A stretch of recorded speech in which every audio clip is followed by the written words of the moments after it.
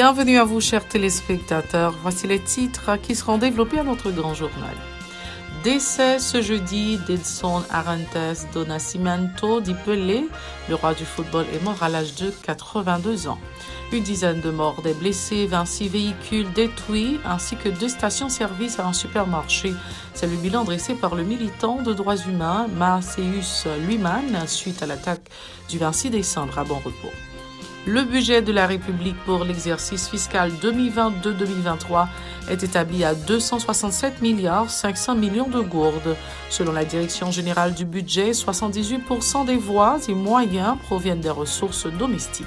Des activistes se disent révoltés par l'ampleur de la crise socio-économique qui étrangle les citoyens en cette période généralement consacrée aux réjouissances. Des militants politiques ne cessent de tirer à boulet rouge sur le chef du gouvernement du fait d'avoir conclu un accord jugé bancal autour de la résolution de la crise.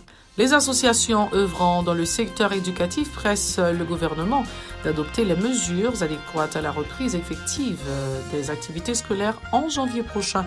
Restez branchés, les détails c'est tout de suite. Si vous jugez que cette vidéo est intéressante, n'hésitez pas à liker et partager la vidéo. Et surtout, n'oubliez pas de vous abonner à cette chaîne et activer la cloche de notification pour ne pas louper aucune de nos vidéos. Si vous nous rejoignez maintenant, vous êtes sur la télé Pacifique, vous suivez Info Pacifique, le développement. Une information de sport et non des moindres. Au tout début de cette édition, il s'agit du décès du roi Pelé. Le football mondial est en deuil. En effet, Edson Arantes do Nascimento dit Pelé est décédé ce jeudi. Le roi du football est mort à l'âge de 82 ans. Il est né le 23 octobre 1940 à Três Corações dans l'état de Minas Gerais au Brésil. Le footballeur brésilien a évolué au poste d'attaquant et de meneur de jeu du milieu des années 1950 au milieu des années 1970. Le football mondial a perdu l'une de ses plus grandes stars. Le défunt dont la tombe serait déjà prête à Santos souffrait d'un cancer du côlon depuis plusieurs années. Une dizaine de morts, des blessés, 26 véhicules détruits ainsi que 2 stations-service et un supermarché. Tel est le bilan de l'escalade de la violence le 26 décembre à Bon Repos dans la commune de la Croix-des-Bouquets. Selon le défenseur de droits humains, Maceus Luiman, il a indiqué que seulement 3 cadavres ont été retrouvés sur les lieux du drame, les malfrats ayant emporté les corps des autres victimes. Plusieurs commerces ont été saccagés ou complètement détruits par les gangsters, a-t-il dénoncé lors d'une interview au téléphone avec Véron Arnaud. Installé sur les bases. Mais dans 3 corps sans vie, ça y est, une là-dedans qui calcine, c'est-à-dire qui est vraiment défiguré et qui brûlé. Mais selon l'information, parce qu'on connaît l'action passée, il faut être difficile pour arriver sur les lieux. Mais la quête de proximité avec l'autre citoyen dans la communauté, nous y est parlé, c'est ça qui fait que nous essayons prudent, nous disons plus que 10 personnes qui ont même perdu la vie. C'est des corps que nous-mêmes nous parlons et à exactement à monsieur Sayo qui ont même arrivé dans la communauté, dans la localité, dans la Bongo et qui fait toute représailles dans la communauté, ça permet de mettre du feu dans des ponts, brûler les machines, et non seulement en bus et aussi des camionnettes, des motocyclettes, et aussi l'autre effet en série de marchands qui ont même des petits commerçants qui ont même vaqué avec activité. Là, c'est vraiment des actes de barbarie, c'est vraiment de la grande cruauté. Par ailleurs, Maître Luiman invite les victimes d'actes de violence de la part des gangs criminels de la commune de la Croix-des-Bouquets à porter plainte. Il se dit prêt à les accompagner. Ses propos. Nous sommes une structure qui a travaillé pour que respect de la dignité de l'être humain, les supposé fait objet de débat dans la société. L'État haïtien pas fait de droit à monde, cheval bataille, l'État haïtien pas fait de droit à monde. Priorité, c'est un peu jeudi dans le rapport. Article 19, Constitution haïtienne, l'État ça comme garantie. L'État a une impérieuse obligation pour le garantir ensemble de droits que chaque citoyen gagne, mais malheureusement, c'est pas le cas. Bon, normalement, jeunes souvent fait comme organisation des droits humains et CREDH porte toujours été ouvert pour toute victime. Ce que nous t'ai dit récemment dans la conférence de presse, non rapport nous t'ai publié permettre moi faire extrapolation ça et non rapport nous t'ai publié sur les personnes détenues dans les prisons civiles en Haïti. Donc dans le rapport ça pour rappeler un ensemble de prisonniers qui ont même mouru dans la prison à cause de grand goût. Donc si on a nous t'ai dénoncé, nous t'ai demandé tout parent victime ça va déposer plainte contre l'État haïtien. Les portes nous étaient ouvertes, les portes nous toujours été ouvertes. Donc nous toujours été pour nous réitérer ça, demander tout citoyen qui sentent lésés, qui sentent victimes, pour déposer plainte. Et CREDH, les conseils juridiques, conseils d'assistance qui étaient disponibles, et numéro nous, du public, que vous pouvez contacter nous pour nous bailler assistance légale que ça m'a dit. C'est gratuit. Le budget de la République pour l'exercice fiscal 2022-2023 est établi à 267 milliards 500 millions de gourdes. Selon la Direction générale du budget, 78% des voies et moyens proviennent des ressources domestiques. Les ressources externes évaluées à 21,1% sont constituées en support budgétaire estimé à 3,4% et en dons et emprunts destinés au financement des programmes et projets pour un total de 17,7%. Par ailleurs, les responsables ont indiqué que les dépenses courantes tournent autour de 57,9% et les dépenses de capital sont fixées à 42,1%. Les orientations du budget embrassent notamment l'implémentation des programmes sociaux, la mise en œuvre du plan de relèvement intégré dans la péninsule sud après le séisme de 2021, le financement des campagnes agricoles et la lutte contre la contrebande, a fait remarquer la Direction générale du budget. L'activiste Frankie Fielder dénonce l'accord du 21 décembre conclu entre le chef du gouvernement et des acteurs en vue d'une issue favorable à la crise. Cet ultime accord n'apportera rien de bon en raison du fait que le Premier ministre n'est toujours pas déterminé à sortir le pays du bourbier, a réagi le militant. La non-application de l'accord du 11 septembre 2021 se présente comme un effet de boomerang vu qu'elle sert toujours de référence aux détracteurs du consensus national, comme c'est le cas de Frankie Fielder. Écoutons-le au micro de Yasmine Sanon et Jean-Élie Ladresse. 11 septembre 2021, il y a un bon criminel qui va être les politiciens, un bon vagabond qui va être les secteurs privés et la société civile, mettre ensemble pour signer un accord qui est l'accord apaisé. L'accord apaisé, ça vient dans le pays pour tuer la population nette. Accord ça arrivé, il tue 300 moun des bouquets, il tue 200 cités solaires, il tue 50 et canard, il tue un bon moun dans le pays. Et accord pour apaiser ça, à continuer, tellement aller loin, la manger en bas de là, à 150 gouttes, il passe à 350 gouttes, accord apaisé à avancer. Et si moun ont kidnappé par jour, ils viennent kidnapper 10 accords apaisés qui prennent vitesse. Il y a des jeunes gaz là à 200 gouttes. Gasoline à 200 gouttes, il est passé à 514 gouttes. Prendre comme un bon nègre, style senti à l'aise. Bon, moun qui mourit, et gros moun qui mourit dans le pays, ou jeune Éric Jean-Baptiste, ou jeune directeur PPLS là mourir, ou jeune directeur académie mourir, ou jeune commissaire police, ou jeune bon policier mourir, Francel B, croisé pour être l'a gardé bagage ça.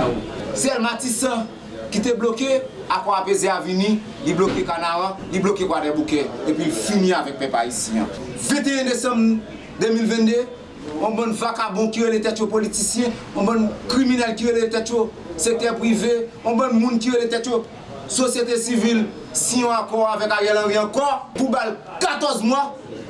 Ah, mais c'est pays à bagay moun encore. 14 mois pour faire qui ça? Pour continuer à kidnapper moun, pour continuer à tuer moun. Accord 21 décembre, non.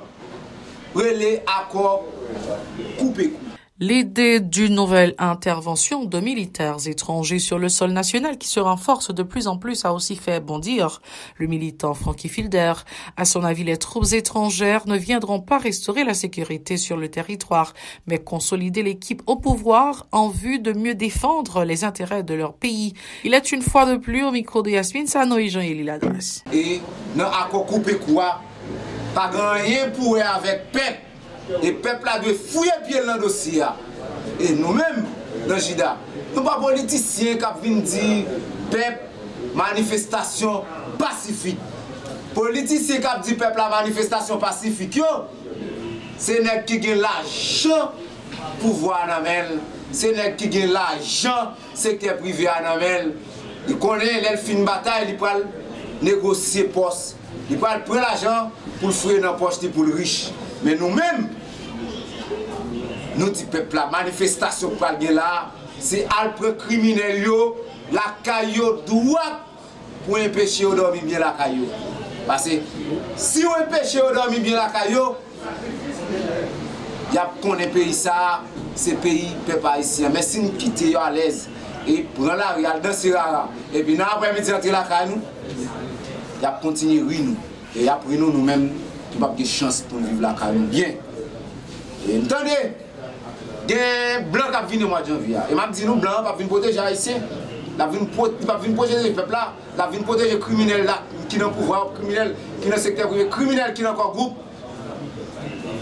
Pour venir batailler la population. Et les demandé d'occupation, je te dis c'est pour faire couloir humanitaire pour de l'eau arriver dans le réservoir pour gaz là arriver dans le pompe. Les monter prix produit. Les peuples ont manifesté pour blanc et gourmet avec les peuples haïtiens. C'est pour ça occupation a venu et occupation pour protéger malfaiteurs qui n'ont pouvoir, malfaiteurs qui n'ont secteur. Dossier éducation, l'association des parents d'élèves d'Haïti presse le gouvernement de mettre en place les mesures urgentes adéquates à la relance effective des activités scolaires en janvier prochain. La SPADE dit espérer que tous les établissements pourront rouvrir leurs portes normalement en vue d'accueillir les enfants dans le cadre de l'année scolaire 2022-2023 amputés par des inconvénients de toutes sortes, dont l'insécurité et la hausse des prix des produits pétroliers. Selon les dernières statistiques des autorités scolaires, 73% des écoles ont déjà repris leurs activités. Écoutons les précisions du responsable de la SPADE, Fedner Confident, qui était au téléphone avec Shilov Semeksan. L'école a ouvert, nous-mêmes, l'association parents élèves d'Haïti, c'est une première association qui traverse un plaidoyer qui vient dans Michel, mais il y a plusieurs autres organisations syndicales qui viennent regrouper nous, pour nous faire une campagne de sensibilisation pour nous demander pour l'école là ouvrir, malgré la situation économique là. Mais cependant, ce n'est pas le gouvernement qui fait l'école là ouvrir. Le gouvernement va ça régler la donne parce que ensemble problème qui fait le gouvernement pas ouvrir l'école là, c'est bien il vient dire ça. C'est-à-dire le gouvernement va résoudre pas rien pour l'école là ouvrir, c'est parents avec les élèves qui concernent des situations qui ont même reclenché l'école. C'est vrai que ça pour lui-même c'est en janvier l'école là ouvrir, mais cependant où est tout implicitement reconnaître puisque s'il a publié et pourcentage quantité de monde dans l'école par département. Et même dans le département de l'Ouest, là, tout ça veut dire, mais ça reconnaît l'école là, il commence à fonctionner depuis en novembre dans tout le pays. Là. Le gouvernement constate l'école là, parce que eux-mêmes, ils n'ont pas mis. Le gouvernement d'Acadie, les ministères, ils ont essayé de monter tout à empêcher l'école là, oui. Parce que c'est eux-mêmes, c'est le gouvernement même qui quand même monté prix gaz là. Et puis qui pas tant de raisons malgré quantité de monde qui était fait d'écouter ça parce que d'après fait prix produit augmenté, le gouvernement pas tant de raisons. Malgré le gouvernement qui était le prix mais toujours on raté. Ça veut dire que le gouvernement, en quelque sorte, lui-même, il pas travail pour l'école là fonctionner, ses parents, avec les élèves qui concernent des situations, ou même qui fait des efforts pour aller retourner à l'école. Cependant, pour gagner, ça m'a gardé des études d'esprit par rapport à la situation d'insécurité, par rapport à la situation économique qui est difficile là. C'est là nous-mêmes nous pour le gouvernement assumer responsabilité. Plus loin, Fedner Confident croit que les autorités devraient d'abord s'attaquer à l'épineux problème de l'insécurité en vue de rassurer les citoyens. Il préconise également l'assouplissement de l'inflation exacerbée par l'appréciation constante du dollar par rapport à la monnaie nationale, la gourde. Le syndicaliste exige plus loin l'alimentation des pompes à essence afin de favoriser le démarrage effectif de l'école au tout début de 2023. Je souhaite, au niveau association parents et élèves d'Haïti, je souhaite que le gouvernement prend des dispositions effectivement pour d'avoir un gaz vraiment en pompe d'ici semaine ça. Et puis, travail sur son question dollar, question inflation qui a fait galoper. Et là, le gouvernement a dû faire un effort pour assister les parents qui sont dans une situation difficile, sont capables de faire une subvention ciblée, ou pas dans une situation économique difficile, je prends le cas de la direction, au moins, pour être capable, d'ici janvier prochain, gagner un pourcentage, si mon gars de l'école là, capable d'augmenter. Mais nous, nous sommes prêts.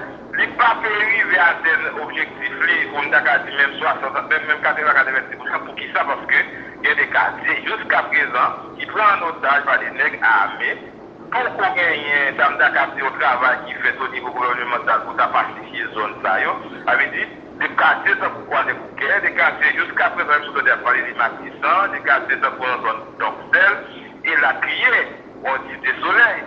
Quartiers, ça a toujours été des quartiers.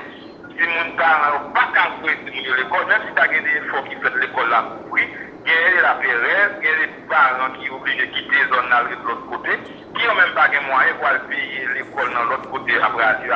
Ça veut dire, l'école là lui-même a toujours une quantité de qui parlent de l'école d'ici janvier prochain.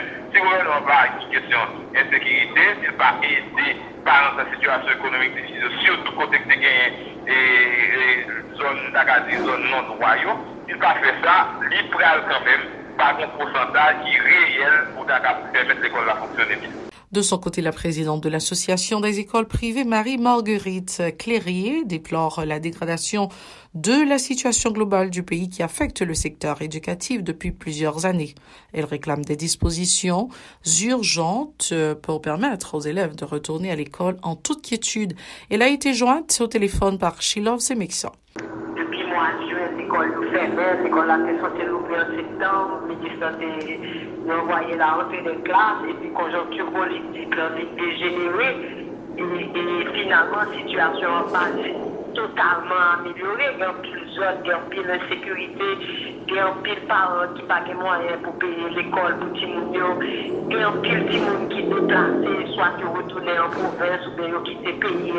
Donc c'est une situation vraiment catastrophique qui expliquait que encore aujourd'hui, 76% seulement l'école l'ouvrit. Et nous ne connaissons pas ça nous en janvier. Nous devons arriver en janvier et puis nous avons encore plus de monde qui déplacent. Et après, si on l'appelle à tout le monde qui est d'une manière ou d'une autre responsable de situation d'insécurité, responsable de l'école de Pacaloubier.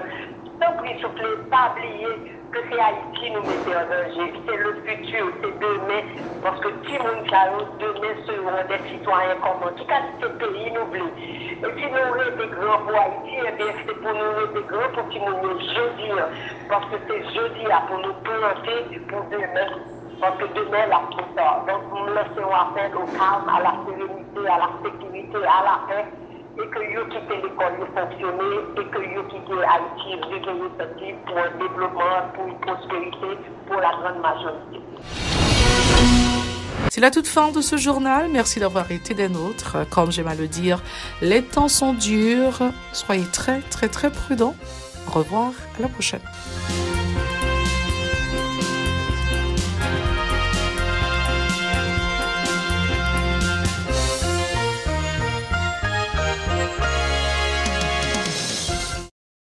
Si vous jugez que cette vidéo est intéressante, n'hésitez pas à liker et partager la vidéo. Et surtout, n'oubliez pas de vous abonner à cette chaîne et activer la cloche de notification pour ne pas louper aucune de nos vidéos.